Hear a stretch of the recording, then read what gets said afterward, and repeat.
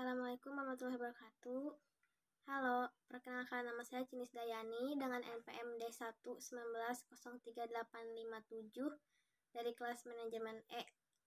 Di sini saya akan membawakan materi yang berjudul International Financial Market untuk memenuhi tugas manajemen keuangan internasional. Baik, untuk materi yang pertama ada pengertian dari International Financial Market. Di sini saya akan memberikan dua pengertian dari International Financial Market tersebut. Yang pertama, International Financial Market atau bisa disebut pasar keuangan internasional adalah tempat perdagangan produk keuangan antar negara yang diperdagangkan antar individu dan antar negara.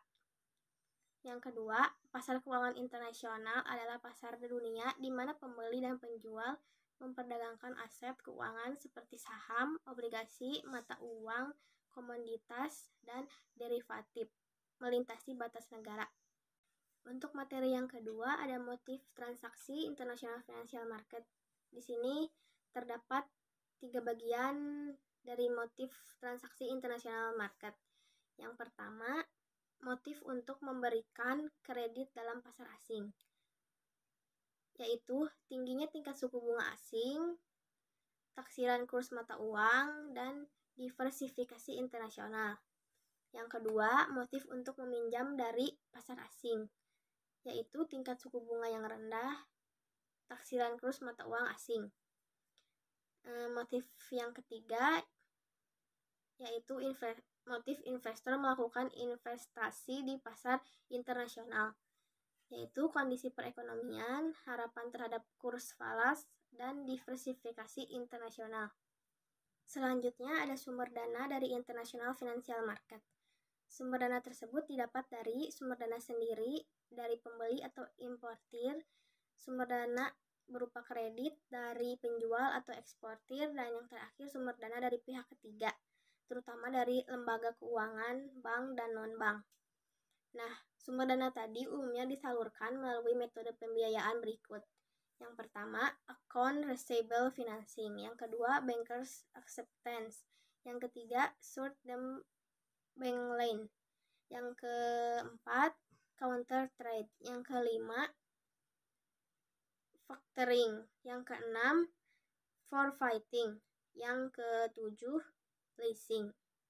Setelah sumber dana, terdapat segmen dari pasar International Financial Market. Ada 5 bagian. Yang pertama, pasar valuta asing. Yang kedua, pasar obligasi internasional. Yang ketiga, pasar ekuitas internasional. Yang keempat, pasar uang internasional. Yang kelima, pasar kredit internasional. Faktor apa saja sih yang mendorong terciptanya integrasi International Financial Market? Nah, terdapat 3 faktor yang mendorong terjadinya integrasi dari International Financial Market. Yang pertama, kemajuan yang memungkinkan pengawasan pasar dunia, pelaksanaan pesanan dan analisis peluang keuangan. Yang kedua, deregulasi atau liberalisasi pasar dan aktivitas peserta pasar pada pusat keuangan utama. Yang ketiga, peningkatan institusionalisasi pasar keuangan. Selanjutnya ada jenis-jenis dari International Financial Market. Yang pertama, pasar euro currency. Yang kedua, pasar euro kredit. Yang ketiga, pasar eurobond. Yang keempat, pasar modal internasional. Yang kelima, pasar currency swap, futures, option, dan forward. Selanjutnya ada pengertian dari jenis-jenis International Financial Market. Yang pertama, pasar euro currency adalah pasar uang internasional yang kemudian dikenal sebagai euro dolar yang mulai tumbuh dan berkembang sejak tahun 1960. Pasar ini dimulai dari simpanan emas Uni Soviet, sekarang Rusia, dalam bentuk deposito dolar Amerika Serikat di bank-bank Inggris untuk membiayai impor gandum dari Amerika Serikat. Yang kedua ada pasar euro kredit, adalah tempat bertemunya penjual dan pembeli kredit berjangka waktu jatuh tempo 1 tahun atau lebih yang diberikan oleh Eurobank. London Interbank Overrate atau LIBOR merupakan suku bunga yang umumnya dikenakan bagi pinjaman-pinjaman antar Eurobank. Yang ketiga ada pasar Eurobond, adalah tempat bertemunya penjual dan pembeli obligasi-obligasi yang dijual di luar negara dari valuta yang mendominasi obligasi yang dimaksud. Yang keempat, pasar modal internasional adalah pasar untuk berbagai instrumen keuangan jangka panjang yang diperjualbelikan, baik surat utang atau obligasi, ekuiti atau saham, reksadana, instrumen derivatif, maupun instrumen lainnya. Yang kelima ada pasar currency swap, futures, option, dan forward.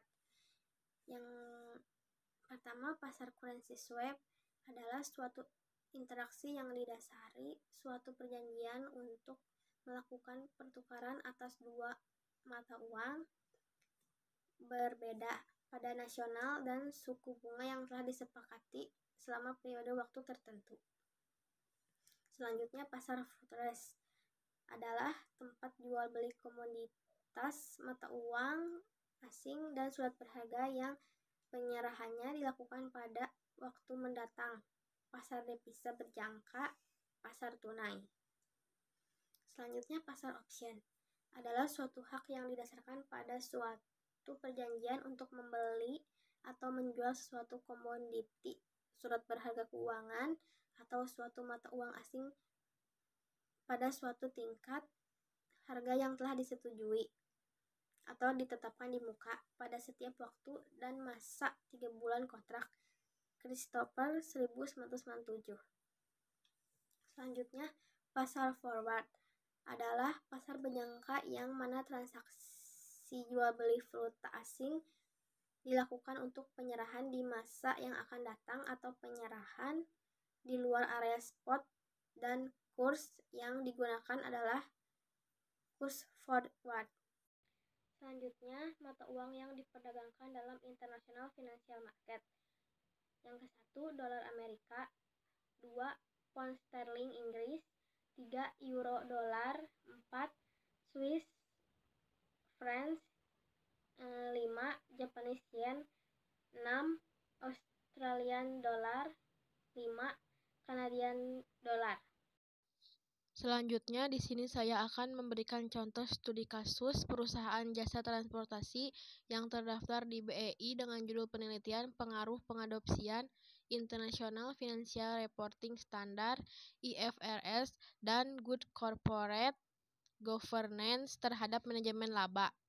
Selanjutnya, saya akan membacakan kesimpulan dari penelitian studi kasus yang saya dapat dengan studi kasus perusahaan jasa transportasi yang terdaftar di BEI dengan judul penelitian pengaruh pengadopsian International Financial Reporting Standard (IFRS) dan Good Corporate Governance terhadap manajemen laba.